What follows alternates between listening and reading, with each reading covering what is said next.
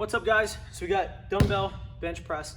I prefer dumbbell bench press for most of my athletes who are looking to build strength, but we also want to focus on stability. So any overhead athletes, things like that, it's a great way to kind of stabilize everything, because we're having to balance each one of the dumbbells as we're going through the motion. It's just a little bit more challenging stability-wise than a flat bar bench press. Easier to stay in position as well. If you have a spotter with you, I prefer that you have the spotter hand you the weight once you get set up versus kick the weight up on your own. But obviously, if you don't have a spotter or you're working on your own, or a million different other reasons, you got to do what you got to do. So we'll go over both ways.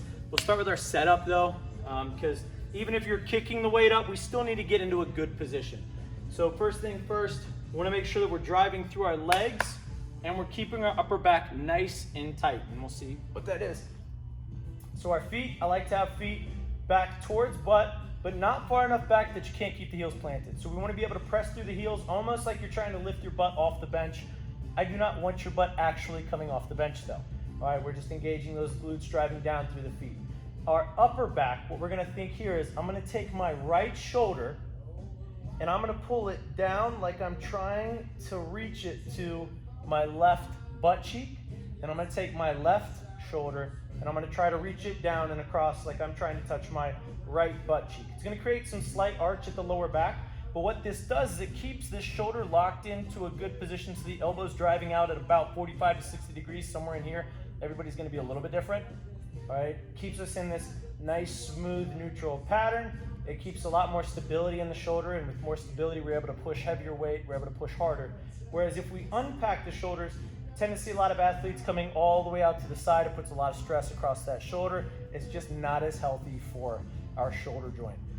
So we want to make sure we're really packing that back nice and tight as we're going through this motion.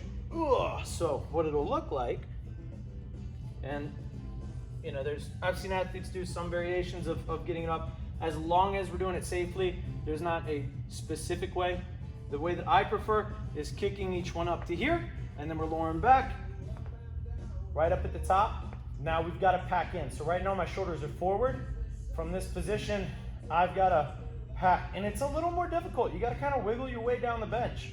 All right, it's not as easy. And you'll notice what those dumbbells did. They started perfectly horizontal.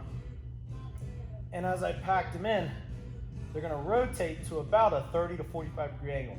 We're going down nice and slow. Back up nice and hard, keeping that back pinched. You only want to go to the top. We don't want to add any extra in. If I try to add extra at the top, what we're going to get is those shoulder blades unpacking. Notice those hands internally rotate a little bit more.